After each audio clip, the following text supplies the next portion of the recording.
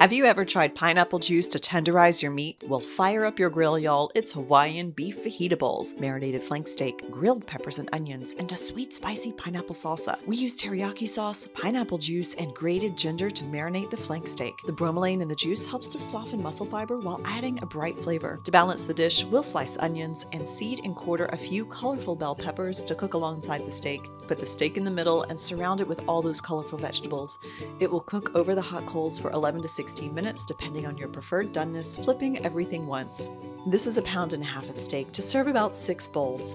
For the salsa, mince the leftover onion with pineapple bits, the leftover bell peppers, minced jalapeno, chopped cilantro, apple cider vinegar, and salt, and let it rest until the steak is ready.